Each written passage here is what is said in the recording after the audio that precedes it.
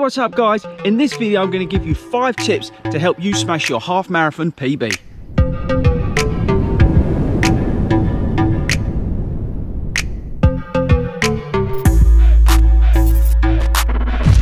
Right, the half marathon distance is actually my favourite distance, but getting a PB can be a bit tricky, and in this video, like I said at the opening, I've got 5 wicked tips that are going to help you, so let's get stuck in. So guys, tip number 1 is preparation. Now I'm not talking about the week leading up to the race or event, I'm talking about preparation in your training. It's really important that in that training you get some speed work done. It might sound obvious, but a lot of people in their half marathon training, they tend to concentrate on that long slow run, which is fine and you should be doing that. But really, if you can, try in your, let's say, your weekly training events, you really want to be working on intervals, hill sprints, tempo runs, that kind of stuff, because focusing on that speed element within your training will help you when you get to actually on the race day. It will build up stamina, so it'll build up strength and that kind of stuff. A good way that I do it is in a park run. If I'm doing a half marathon training block, what I do is I use my park runs as tempo runs. So it's a good tip for you guys to try and start with your park runs and view them as a tempo run. So try over the couple of weeks that you're leading up to your event. Don't do it straight away at the start of your plan, but over the last couple of weeks, try and get that 5K as a whole tempo run if possible. So try and even split that 5K at a fast pace where you can't hold a conversation, you know, that lactic threshold. Look at my video on tempo runs, but use your park runs as a kind of tempo run within your training plan. It's a really good way of doing it, and you'll have people like running around you as well. So again, it's good practice. But that's a little tip, but preparation in your training is key to a half marathon PB. Right, tip number 2 is pace. Pacing is essential to any PB that you're doing. Doesn't matter if you're doing a half marathon, marathon, 5K, whatever. Knowing your pace before you set off is really, really important. The thing to do is to look at what you want to achieve and then work out how you're going to do your race, and then get a strategy together. I've done loads of videos on pacing. I mention it a lot because it really is key to do anything. And I did a video, I think, on a sub 2 half marathon. Watch that one because that's quite a good one, because I talk about within the video the pacing strategy that I'm using. So again, look before you do the event in your training what pace you need to achieve, and run parts of your training at that pace. And then when you get to race day, you'll know exactly what you need to do.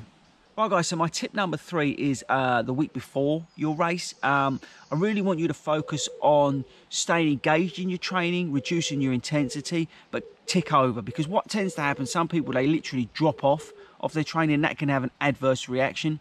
And also some people do too much. It's a fine balance, but in that week before, make sure you are running. Obviously, I say less intensity, less distance, that kind of stuff, but make sure you are ticking your legs over. Don't go do anything stupid, but just tick those legs over. Make sure you're hydrated, make sure you're eating well, make sure you're getting plenty of rest, because all that preparation in the week before your half marathon will make a huge difference and will give you the chance of beating your PB. Right guys, so my next tip is about fueling. Fueling is really important, especially in a half marathon, because if you get it right, it will make a difference to whether you PB or not.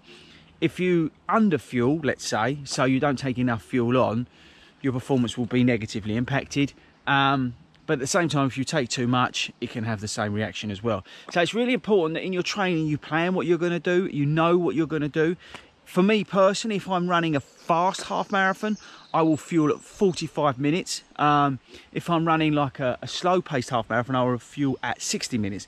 So it does make a difference. The other little tip I can give you as well is to actually take your own, because that way you're not messing about with fueling stations and things like that.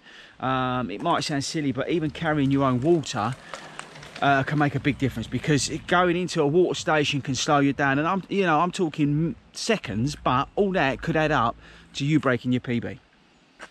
Right, my final tip is about your race strategy. Getting your race strategy for a half marathon PB is really, really essential. The first kind of 3 miles, you want to take it a little bit steady, because the reason that is you've got a tendency to go off too fast, right? Everybody does it, especially if you know you've got to go for a PB. So you will go off too fast. So make sure in those first 3 miles, like 6K, let's say, that you take it a little bit slower. If you go back to my point about pacing, you should know exactly what you're going to do. So try and factor that in, that you're going to run a slower kind of first yeah, 3 miles is a good shout. And then in the middle part of the race, settle into that nice pace that you know that you need to achieve.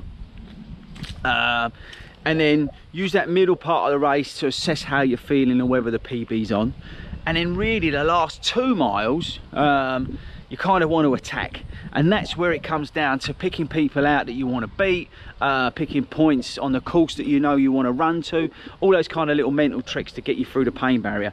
But try and get a strategy before you go out. But it is really important, 1, not to go off too fast, 2, to settle down into your pace in the middle, and then 3, to attack that last part. Well, I've actually given you 5 tips, but I'm going to give you a little bonus one, and it's a bit naughty, but one thing you can try and do is, if you've got an eye on a certain race where you're going to PB, so let's say Southend Half Marathon. Southend Half Marathon is wicked for doing a PB because it's flat, right?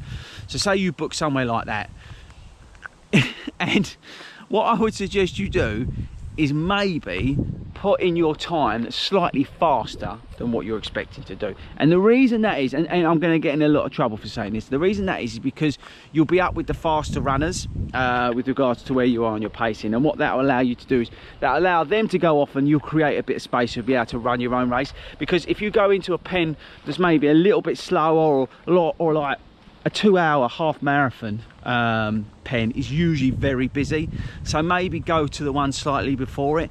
And it's those kind of things, because that sort of starting point can slow you down. And if you're running like a busy race, there'll be a lot of people, and again, so if you're in a pen where there's like faster people, they'll go off and you'll end up having a little bit of space.